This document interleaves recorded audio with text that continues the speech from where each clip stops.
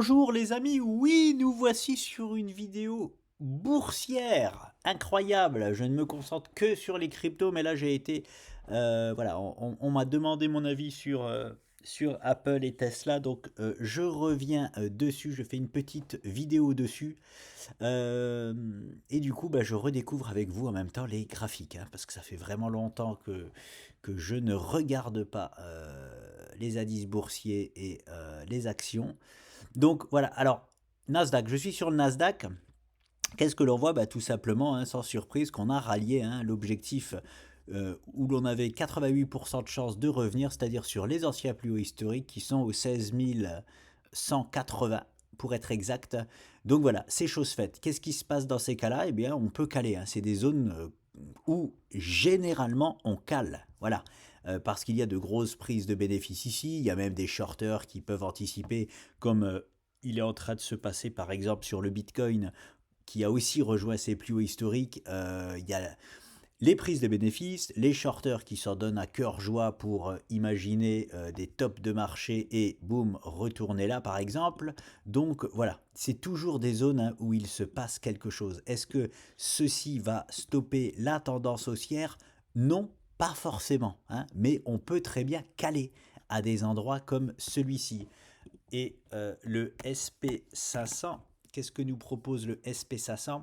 Le SP500, c'est pareil, mais un peu différent. Lui, il a cassé ses plus hauts historiques, mais je vous avoue que je ne sais plus pourquoi il y avait aussi cet objectif-là sur le SP500 qui devait être d'une autre figure qui nous avait tout simplement dessiné en bas, et on est pile poil dessus, hein. C'est-à-dire que la semaine dernière, on a validé les objectifs SP500 et Nasdaq. Voilà.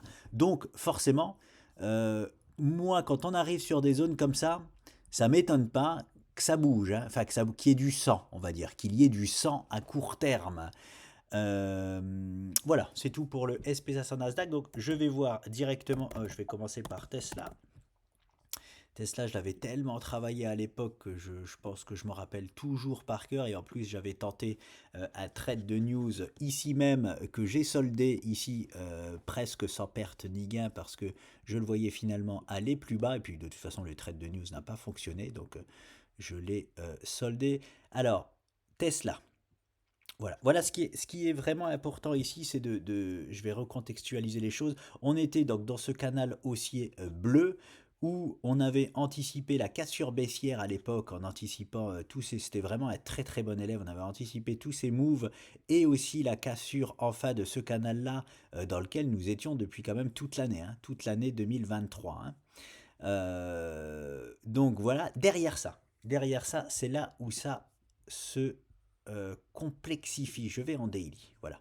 Il y avait plusieurs objectifs. Eh bien, il est juste en train d'aller en fait nous chercher les objectifs qu'il n'avait pas encore validés. Voilà, Tesla, voilà ce qu'il fait. Alors, par contre, non, je vais même prendre encore plus de hauteur. J'oublie quelque chose d'hyper important. Voilà sur Tesla aussi pourquoi j'avais fait un trade de news, parce qu'on était pile poil ici là. Donc c'est les 209 dollars à peu près.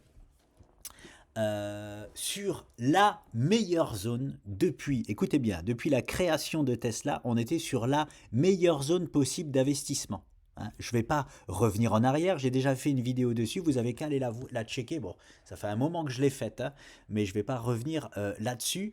Ça ne s'était jamais passé qu'en mensuel, nous clôturions sous ce nuage. Eh bien, c'est l'année des jamais faits, hein. C'est l'année des premières, on va dire. C'est la toute première fois qu'on passe en dessous de ce nuage. Donc forcément, moi qui me mets dans le sens des statistiques, je ne parie pas là-dessus, hein. Ça s'est passé, oui, j'ai eu tort, oui, mais je ne peux pas parier là-dessus. À refaire, je referai toujours le même move, voilà. Et je conseillerais toujours la même zone parce que ça s'était toujours passé de rebondir sur cette zone-là, voilà. Donc, ça ne s'est pas fait. Qu'est-ce que j'ai fait du coup? Comme je vous ai montré, j'ai clôturé ma position pratiquement sans perte ni gain parce que bah, le move que j'espérais ne s'est pas passé. Et maintenant, lorsque nous allons voir en daily, on voit bien, je vais vous montrer exactement ce qu'il se passe. Donc, et là, je vais parler pas aux traders, de toute façon je parle pas aux traders, hein. Les traders ils n'ont pas besoin de venir voir mes vidéos, les traders aguerris n'ont pas besoin pardon, de venir voir mes vidéos pour trader tout simplement. Là je vais parler aux investisseurs long terme, les belles zones à prendre par exemple. Donc la première que j'avais conseillée ici, qui n'a pas tenu, soit, oui, elle n'a pas tenu. On a eu en fait une mauvaise news, on a été chercher la zone, déjà la première zone qu'on n'avait pas été chercher, c'est-à-dire celle-ci. Voilà, celle-ci là. Pile poil, on était rentré dedans ici, et là on revient tester ici. Cette zone qui est déjà magnifique. Mais, je vois plutôt cette zone-là pour, on va dire, remettre pourquoi pas la main à la poche et en prendre une poignée sur Tesla. Alors je vais plutôt le mettre voilà, ici. Pourquoi je vous dis ceci? C'était des objectifs que nous avions créés à la sortie là-bas, de cette figure ici même et donc de ce canal ascendant bleu. Les objectifs qui n'avaient pas encore été validés étaient celui-ci et celui-ci. Eh bien pour moi, il va les chercher. Tout simplement, il va les chercher. Et je vais même aussi vous montrer le scénario catastrophe, en gros, de la possible meilleure zone d'investissement sur Tesla. Alors, ça pourrait être celle-ci, déjà. Ça pourrait être celle-ci, parce que c'est l'exacte longueur. Pardon. Alors, je vais vous montrer. C'est cette flèche-là. Hein. Cette flèche-là, elle n'est pas anodine. C'est juste, hop, on prend la hauteur de notre canal qui a duré 1 an et on la reporte au poids de cassure qui nous emmène très exactement ici là. Et ici là, qu'est-ce que nous avions? Nous avions ouvert un gap que nous avons jamais comblé. Voilà, on était venu s'appuyer dessus ici et c'est tout. Nous avons un gap ici. Je rappelle la statistique des gaps. Ils sont comblés 8 fois sur 10. Ce n'est pas rien. Hein. Et comme maintenant on se dirige là et qu'on commence à être pas loin et qu'ici là on a fait une belle figure de continuation baissière, oui, je privilégie cet objectif là à présent sur Tesla. Oui, un retour de Tesla aux alentours des 150 $ pour moi est à prévoir. Voilà, tout simplement. Donc si en tant qu'investisseur, je devrais remettre la main à la poche pour remettre une piécette long terme sur Tesla, la zone pour moi, elle est toute faite, c'est ici. Maintenant, je vais prendre de la hauteur et je vais imaginer, parce que j'aime bien aussi imaginer les cataclysmes, vraiment le sang. Voilà où Tesla nous mènerait. Il nous mènerait dans cette zone-là. Pour nous proposer quoi? Il nous proposerait justement, hop, je vais le mettre comme ça, je vais le mettre en plus gros, hop, voilà. Non, ça j'en voulais pas.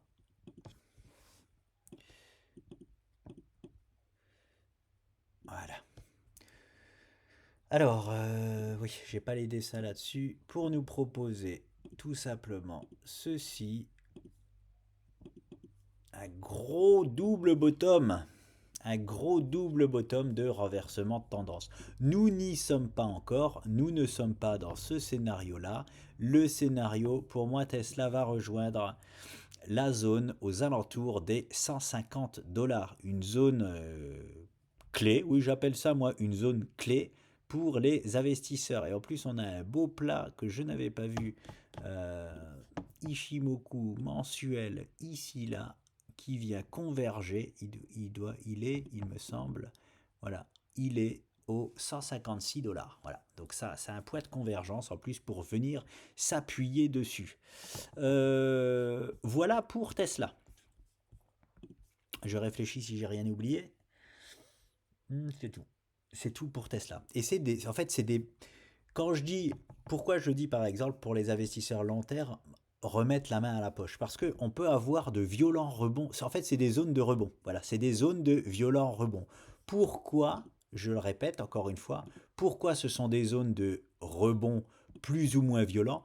Parce que pour tous les gens qui ont shorté par exemple Tesla, soit ici, parce qu'ici on a fait un pullback parfait. Hein.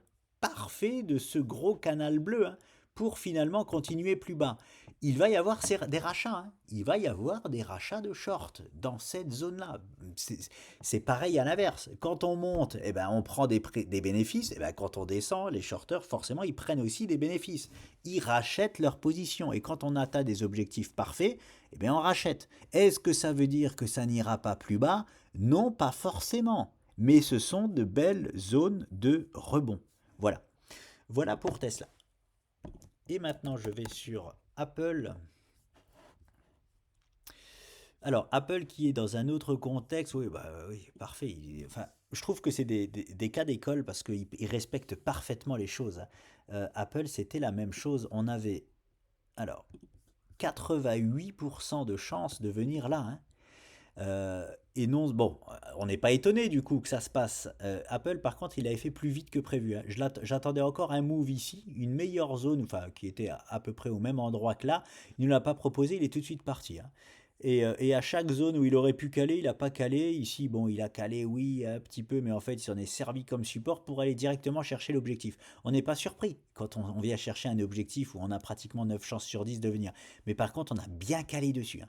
Bien calé dessus. Là, vous voyez bien les prises de bénéfices, hein. Je pense que hein, ça se voit. Et ça se voit tellement qu'il y en a eu trop. Et finalement, il choisit le sud. Alors, Apple nous repropose tout simplement une belle zone, hein. Il nous repropose cette zone-là. Voilà, je vais la allonger. La première, oui, voilà, c'était un gap, hein. Il faut savoir que les gaps, ça y est, il a été comblé ici, mais c'est pas pour ça qu'on n'en parle plus, hein. Les gaps sont des traumatismes sur les marchés et c'est des zones soit de support, soit de résistance. Quand on est au-dessus, c'est des supports. Donc là, on arrive sur un support, on arrive sur une belle zone. Pourquoi on peut être sur une zone déjà de rebond sur Apple? Eh bien, pour deux raisons. La première, c'est ce gap-là, hein, sur lequel nous avons rebondi. Ici, ici, et même ici, là, sans même venir le tester. Donc c'est une grosse zone de support. Là, on est sur une grosse zone de support sur Apple. Donc oui, on peut dire que c'est une zone de rebond. Clairement, c'est une zone de rebond. Ça peut tenir.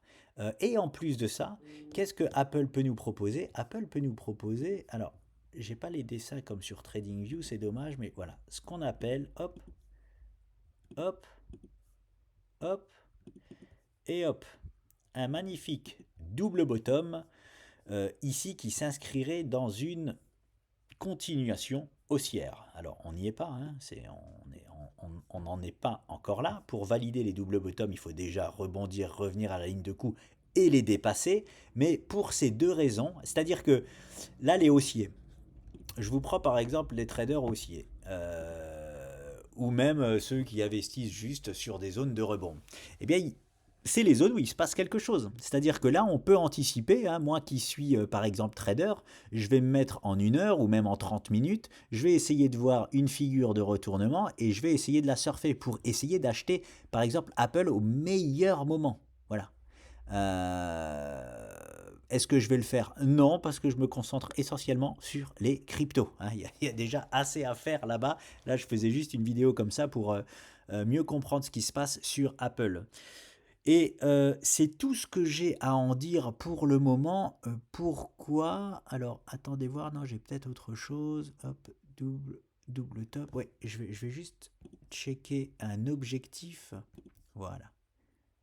Ici, là.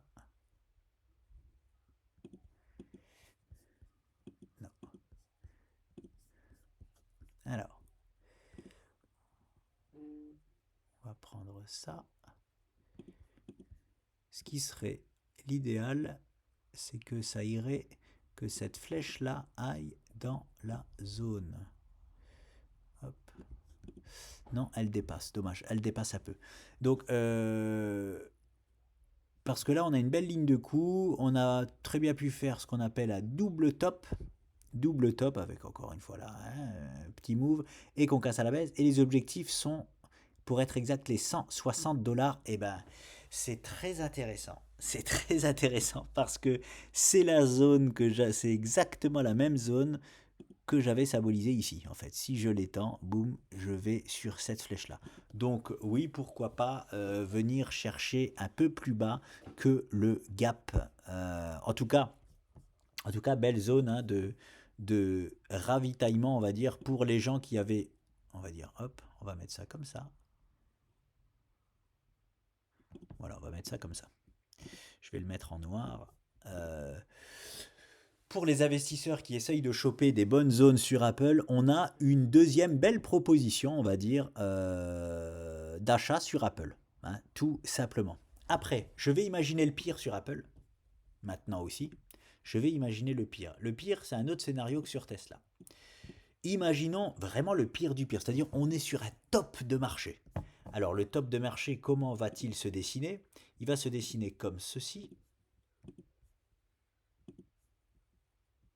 En tout cas, c'est ce qu'il est en train de nous faire. Hein. Enfin, je dessine vraiment le top de marché. Pourquoi il ne met pas la dernière? Oui. Ah non, bon, je vais laisser comme ça. Non, non, non. Pourquoi je ne peux pas faire ma dernière épaule?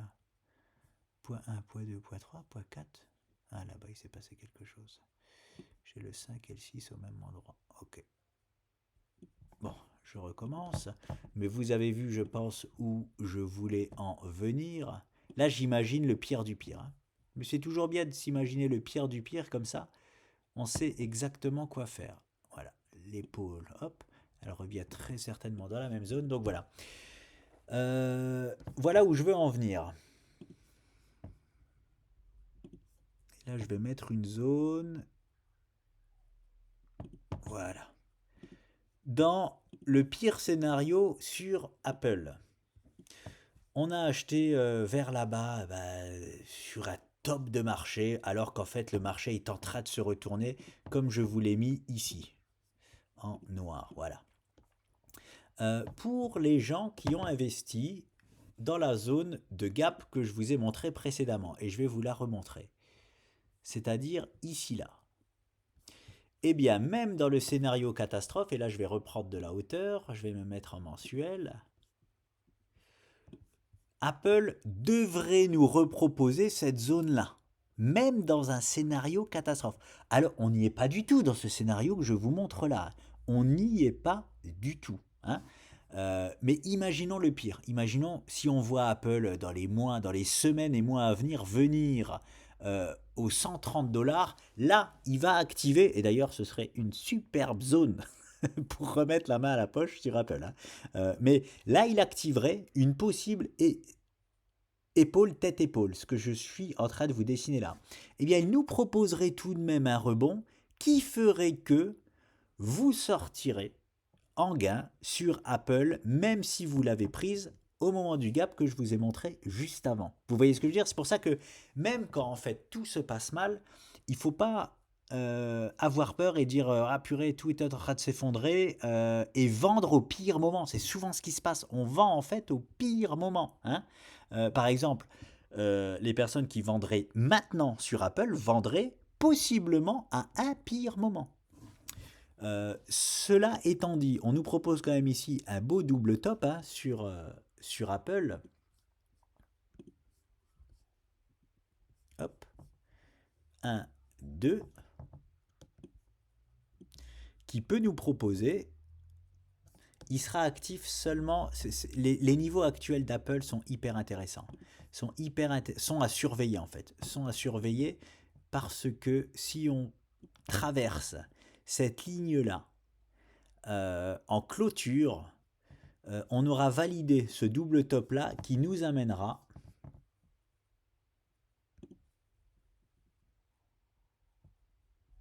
eh bien, à mon avis, hein, vers les 130 $. Hein. Voilà. Aux 139 $ de Apple. Voilà. Donc, il viendrait valider l'épaule et la tête.